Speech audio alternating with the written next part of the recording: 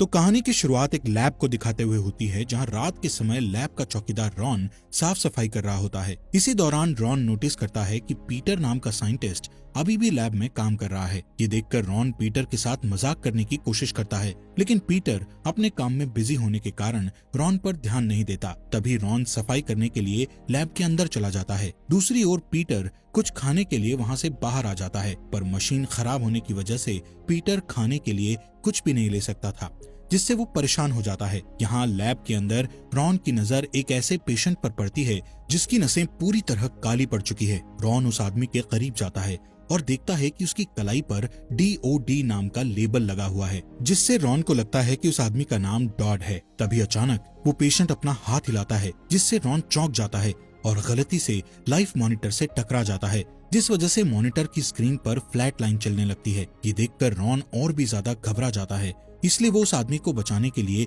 उसे CPR देने का सोचता है। लेकिन तभी उस आदमी के मुंह से ब्लड निकलने लगता है, जिससे रॉन को बहुत ही बदबू आती है। इसलिए वो बदबू को रोकने के लिए उसके मुंह में मिंट डाल देता है, जिसके बाद वो उस आदमी के चेस्ट को दबाने लगता है। तभी अचानक से रॉन का हाथ उसके पेट में चला जाता है, जिससे रॉन डर जाता है और चिल्लाने लगता है। रॉन की आवाज सुनकर उस आदमी को होश आ जाता है। यहाँ हमें पता चलता है कि वो आदमी कोई नॉर्मल इंसान नहीं है, बल्कि एक ज़ॉम्बी है। खैर वो ज़ॉम्बी तुरंत रॉन पर हमला कर देता है और उसे बुरी तरह मार डालता है। यहाँ पीटर अभी भी उस मशीन को सही कर रहा होता है, जिस वजह से उसका ध्यान लैब के अंदर नहीं जाता। इसके बाद रॉन ज़ॉम्बी में बदल जाता है और पीटर पर हमला करके उसे मार डालता है। अगले दिन हम एक स्कूल में बेन, कार्टर और ऑगी नाम के 3 स्टूडेंट्स को देखते हैं, जो कि एक स्काउट ग्रुप में शामिल होते हैं, जिसका लीडर रॉजर्स होता है। वो सभी मिलकर उनके स्काउट की एक वीडियो भी बनाते हैं, ताकि उस वीडियो को देखकर स्काउट में और भी लोग शामिल हो सकें। लेकिन कोई भी उनके स्काउट में शामिल होना नहीं चाहता था, क्योंकि सबको लगता था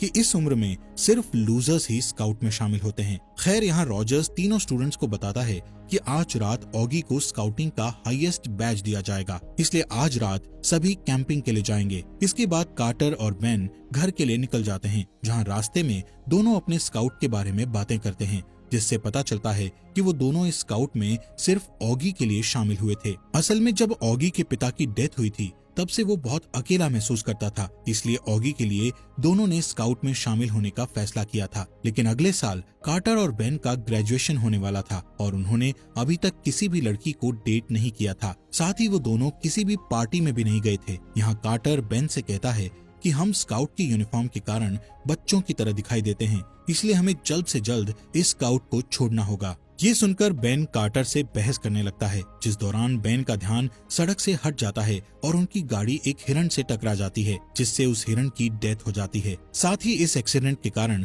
उनकी कार का टायर भी पंचर हो जाता है। दोनों कार से उतरते हैं, जहां कार्टर उस हिरण के साथ एक सेल्फी लेता है और बेन कार के टायर को बदलने लगता है। इसी दौरान कार्टर की बड़ी बहन कैंडल अपनी दोस्त जेफ और क्लोई के साथ वहां आ जाती है और उनकी कार को खराब देखकर वहीं रुक जाती है। यहाँ हमें पता चलता है कि बेन कैंडल को पसंद करता है, लेकिन कैंडल जेफ को डेट कर रही थी, इसलिए वो अपने दिल की बात कैंडल को नहीं बताता है। वहीं कैंडल बेन को एक छोटे भाई की तरह मानती थी, जिस वजह से बेन को बहुत बुरा लगता है। यहाँ कार्टर क्लोई के साथ फ्लर्ट करना शुरू कर देता है। ये देखकर जेफ उनकी यूनिफॉर्म का मजाक उड़ाता है। इसके बाद बेन कैंडल को हिरण के बारे में बताता है, जिस पर कैंडल देखती है कि सड़क पर ब्लड के निशान के अलावा कोई भी हिरण नहीं है, जिससे बेन को अजीब लगता है और वो सोचता है कि शायद वो हिरण सिर्फ घायल हुआ था। इस बीच कार्टर टाउन में होने वाली पार्टी के बारे में पूछता है, जिस पर जेफ उसे पार्टी का एड्रेस देता है और उन दोनों को पार्टी में इनवाइट करता है, जिससे कार्टर बहुत खुश हो जाता है और आज रात होने वाली पार्टी में जाने का सोचता है। लेकिन जब वो बेन को इस बारे में बताता है, तो बेन उसे कैंप के बारे में याद दिलाता है। अब कार सही करने के बाद वो दोनों घर लौटते हैं, जिस दौरान कार्टर बेन को अपना प्लान समझाते हुए कहता है कि हम सबसे पहले कैंप में जाएंगे और जब ऑगी सो जाएगा तब हम चुपके से पार्टी में चले जाएंगे और फिर सुबह होने से ठीक पहले वापस कैंप में आ जाएंगे। यहाँ बेन का पार्टी में जाने का मन नहीं था, पर कार्टर के बार बार मनाने के कारण वो पार्टी में जाने के लिए मान जाता है। इसके बाद हम रॉजर्स को देखते हैं, जो कि अपने स्काउट की कैंप साइट पर जा रहा होता है, जिस दौरान उसे साइंटिस्ट पीटर का एक टैग दिखाई देता है। वो उस टैग को देख ही रहा था कि तभी उसे झाड़ियों में कुछ हलचल महसूस होती है, इसलिए वो चेक करने के लिए झाड़ियों के पास आ जाता है। तभी अचानक से एक हिरण रॉजर्स पर हमला कर देता है। ये वही हिरण होता है जिसका बेन की कार से एक्सीडेंट हो गया था। असल में ये हिरण भी एक ज़ॉम्बी बन चुका था और रॉजर्स को खाना चाहता था। खैर, रॉजर्स अपने पास रखे एक चाकू से हिरण की आंख में वार करके उसे मार डालता है, पर जैसे ही वो आगे बढ़ता है तो ज़ॉम्बी पीटर रॉजर्स पर हमला करके उसे काट लेता है। इस बीच कार्टर और बेन शराब खरीदने के लिए एक स्टोर में जाते हैं। अब क्योंकि वो दोनों नाबालिग थे, जिस वजह से वो शराब नहीं खरीद सकते थे, इसलिए कार्टर एक पागल आदमी को पैसों का लालच देकर उससे शराब खरीदने को कहता है, जिस पर वो आदमी स्टोर के अंदर जाकर शराब की जगह दूसरी चीजें खरीदने लगता है। ये देखकर कार्टर जल्दी से स्टोर के अंदर चला जाता है और उस पर चिल्लाने लगता है। ठीक इसी समय डेनिस नाम की एक खूबसूरत लड़की स्टोर के बाहर आती है। जिस दौरान डेनिस के बैग की स्ट्रैप टूट जाती है, तब बेन डेनिस की मदद करते हुए उसके बैग की स्ट्रैप को ठीक कर देता है, जिससे खुश होकर डेनिस भी उसकी मदद करने का सोचती है। इसलिए वो स्टोर के अंदर जाकर उनके लिए शराब खरीद कर ले आती है। इसके बाद डेनिस सड़क की दूसरी साइड बने एक एडल्ट क्लब में चली जाती है। असल में डेनिस इस क्लब में डांसर की जॉब किया करती थी। खैर, यहाँ बेन और कार्टर डेनिस के पीछे पीछे उस क्लब में जाने का सोचते हैं, लेकिन तभी उनकी नजर क्लब के बाउंसर पर पड़ती है, जो कि बहुत ही डरावना दिखाई देता है और क्लब के अंदर नाबालिग लड़कों को जाने से रोकता है। इसलिए वो दोनों उस जगह से भाग जाते हैं और कुछ समय बाद हम उन्हें कैंप साइट पर देखते हैं, जहां ऑगी भी पहुंच चुका था, पर अभी तक उनका लीडर रॉजर्स वहां नहीं आया था, जिस वजह से वो तीनों बहुत हैरान हो जाते हैं। तब ऑगी को लगता है कि शायद रॉजर्स बैज देने से पहले उसका टेस्ट ले रहा है। फिर वो तीनों लड़के कैंप साइट को तैयार करने लगते हैं, जिस दौरान तीनों को बहुत मजा आता है और वो एक अच्छी टीम बन जाते हैं। इसी तरह रात हो जाती है, पर अभी भी रॉजर्स वहां नहीं आता है, इसलिए तीनों लड़के कैंप फायर करते हुए आपस में बातें करते हैं। यहाँ ऑगी कहता है कि मेरे पिता के जाने के बाद मुझे अच्छे दोस्त मिल गए और मैं बहुत खुश हूँ, इसलिए मैं वादा करता हूँ कि मैं इस स्काउट को कभी टूटने नहीं दूंगा। दूसरी तरफ हम पार्टी में कैंडल को देखते हैं, जो कि कार्टर और बेन के वहाँ ना आने के कारण बहुत टेंशन में होती है। वहीं जेफ को कुछ भी फर्क नहीं पड़ता और वो डांस करके कैंडल का ध्यान भटकाने लगता है। इधर ऑगी रात होने पर सो जाता है। तब कार्टर और बेन अपने प्लान के मुताबिक वहाँ से पार्टी में जाने लगते हैं, जहाँ रास्ते में बेन को रॉजर्स का चाकू दिखाई देता है, जिससे बेन को रॉजर्स की चिंता होने लगती है। असल में बेन जानता था कि रॉजर्स उसके चाकू के बिना कहीं भी नहीं जाता। साथ ही वो वहाँ किसी के पैरों के निशान भी देखता है, लेकिन तभी कार्टर बेन को कार में चलने के लिए फोर्स करता है, जिसके बाद वो दोनों कार में बैठ जाते हैं और देखते हैं कि उनकी कार के सामने ऑगी खड़ा हुआ है। असल में ऑगी पहले से ही उस पार्टी के बारे में जानता था और उसे शक था कि बेन और कार्टर भी वहां जाने वाले हैं, इसलिए वो उन्हें रंगे हाथों पकड़ना चाहता था। यहाँ बेन और कार्टर ऑगी को सब सच बताते हैं कि वो अब स्काउट नहीं बनना चाहते, क्योंकि वो अब बड़े हो गए हैं। ये सुनकर ऑगी को बहुत दुख होता है और वो उन्हें यहाँ से जाने के लिए कहता है, जिस पर बेन और कार्टर वहाँ से वापस शहर में आ जाते हैं, जहाँ वो देखते हैं कि पूरा शहर खाली है। लेकिन इस बात पर वो ज्यादा ध्यान नहीं देते हैं और अपनी यूनिफॉर्म बदलने के लिए स्टोर के पास रुक जाते हैं, जहाँ बेन स्टोर के गेट को टूटा हुआ देखकर बहुत हैरान होता है। तभी कार्टर उसे आवाज लगाता है और बताता है कि डेनिस के क्लब का बाउंसर गेट पर नहीं खड़ा है, इसलिए हम अभी अंदर जा सकते हैं। फिर वो दोनों उस क्लब के अंदर जाते हैं, जहाँ वो देखते हैं कि पूरा क्लब खाली है। तभी बेन एक स्टेज के सामने बैठ जाता है, जिस दौरान वहाँ एक डांसर अपना शो शुरू करती है, लेकिन ये डांसर ज़ॉम्बी में बदल चुकी थी और डार्क लाइट की वजह से उसकी काली नसें दिखाई नहीं दे रही थी। तभी वहाँ कार्टर भी आ जाता है और डांसर पर पैसे फेंकना शुरू कर देता है, जिससे वो ज़ॉम्बी डांसर पोल डांस करती है और पोल से उल्टा लटक जाती है। तभी अचानक उस डांसर की गर्दन टूट जाती है, जिससे बेन और कार्टर के ऊपर उस डांसर का ब्लड गिर जाता है। वो दोनों कुछ समझ पाते कि तभी वहाँ क्लब का बाउंसर आ जाता है, जो कि अब ज़ॉम्बी में बदल चुका था। वो बाउंसर उन पर हमला कर देता है, जिससे डरकर बेन वॉशरूम की ओर भागने लगता है और बाउंसर उसका पीछा करता है। यहाँ पोल डांसर कार्टर पर हमला कर देती है,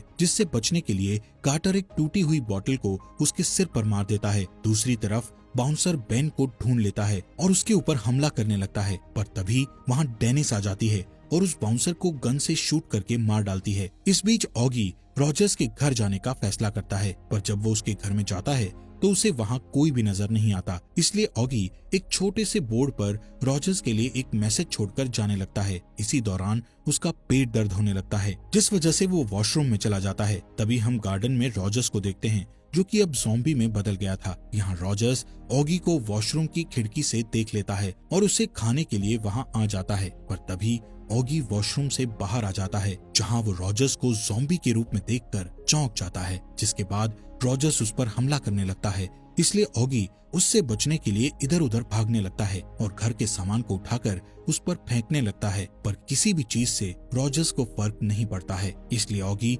बेसमेंट में भागने की कोशिश करता है, जिस दौरान रॉजर्स उसे सीढ़ियों से धक्का दे देता है, जिससे ऑगी बुरी तरह गिर जाता है और रॉजर्स उसका पीछा करके बेसमेंट में आ जाता है। लेकिन इस बार ऑगी रॉजर्स को एक स्प्रे और लाइटर की मदद से जला देता है और फिर उसे एक कुर्सी से बांधकर वहां से चला जाता है। दूसरी तरफ क्लब में डेनिस बेन और कार्टर को बताती है कि पूरे शहर में ज़ॉम्बीज ने हमला कर दिया है, इसलिए हमें उनसे बचते हुए इस शहर को छोड़ना होगा। तभी एक ज़ॉम्बी उन्हें रोकने की कोशिश करता है, जिससे डेनिस उसे शूट करके मार देती है। तब गन की आवाज सुनकर बाकी के ज़ॉम्बीज भी उनकी ओर आने लगते हैं। ये देखकर वो सभी बेन की कार में बैठ जाते हैं और वहाँ से भाग जाते हैं, पर थोड़ी दूर जाने के बाद ही उनकी कार का टायर निकल जाता है, इसलिए बेन और कार्टर उसे ठीक करने के लिए बाहर आते हैं, जबकि डेनिस ज़ॉम्बीज को उनके पास आने से रोकने लगती है, पर तभी उसकी गोलियां खत्म हो जाती हैं, इसलिए वो उन्हें खाली गन से ही मारने लगती है। जिसके बाद वो दोनों कार का टायर सही कर देते हैं और वहाँ से जाने लगते हैं, जिस दौरान एक ज़ॉम्बी तेज स्पीड से उनकी ओर आता है और कार की विंडो तोड़ देता है, जिससे डरकर बेन अपनी कार मोड़ देता है और मदद के लिए पुलिस स्टेशन जाने लगता है। जब वो पुलिस स्टेशन पहुँचते हैं तो उन्हें वहाँ कोई भी दिखाई नहीं देता है। तभी उनकी नजर एक मैसेज पर जाती है, जिसमें लिखा था कि सभी बचे हुए लोगों को सिक्योरिटी चेक पॉइंट में रखा गया है। यहाँ किसी को कुछ समझ नहीं आ रहा था, इसलिए बेन और कार्टर आपस में बहस करते हैं कि आखिर अब उन्हें क्या करना चाहिए। लेकिन उसी समय कई सारे ज़ॉम्बीज वहाँ पर आने लगते हैं, इसलिए वो तीनों स्टेशन के अंदर आकर गेट को बंद कर देते हैं। इसके बाद वहाँ एक ऑफिसर आ जाता है, जो कि अब ज़ॉम्बी बन चुका था। वो ऑफिसर उन तीनों को देखकर अपनी गन चलाने लगता है, जिससे बचने के लिए कार्टर एक कुल्हाड़ी उठा लेता है और बेन फायर एक्सटिंग्विशर पकड़ लेता है और फिर वो दोनों एक साथ उस ऑफिसर पर हमला करने लगते हैं, जिससे वो ऑफिसर जल्द ही मारा जाता है। जिसके तुरंत बाद बाहर खड़े ज़ॉम्बीज स्टेशन का गेट तोड़कर अंदर आने लगते हैं, इसलिए वो तीनों भागकर अपने आप को एक लॉकअप में बंद कर लेते हैं, जिससे वो ज़ॉम्बीज उन तक नहीं पहुंच पाते हैं। यहाँ बेन और कार्टर को ऑगी की फिक्र होने लगती है और वो दोनों उसके बारे में बात करने लगते हैं। जिसके बाद कार्टर वहीं पर सो जाता है, जबकि बेन एक मॉप से नुकीला हथियार बनाता है और डेनिस से बातें करता है, जिस दौरान उन्हें किसी कार से म्यूजिक बजने की आवाज सुनाई देती है। इस म्यूजिक को सुनकर वो सभी ज़ॉम्बीज स्टेशन से बाहर जाने लगते हैं। तब वो तीनों यहाँ से बाहर निकलने का सोचते हैं, पर लॉकअप की चाबी बाहर टंगी हुई होती है, इसलिए बेन कार्टर से उसकी रबर्स लेता है, जिसकी मदद से वो चाबी उठाने की कोशिश करता है। यहाँ स्टेशन के बाहर हम ऑगी को देखते हैं, जिससे पता चलता है कि ऑगी ने ही कार का म्यूजिक ऑन किया था, ताकि ज़ॉम्बीज का ध्यान म्यूजिक पर आ जाए, जिससे वो स्टेशन के अंदर जा सके। खैर, ऑगी जैसे ही स्टेशन की ओर बढ़ता है तो वो गलती से एक कार से टकरा जाता है, जिस वजह से कार का अलार्म बजने लगता है, जिसकी आवाज से सभी ज़ॉम्बीज का ध्यान उस पर चला जाता है और फिर वो सभी उसका पीछा करने लगते हैं। ये देखकर ऑगी जल्दी से अपने फ्रेंड्स के पास आ जाता है, जिस दौरान वो गलती से लॉकअप की चाबी में पैर मार देता है,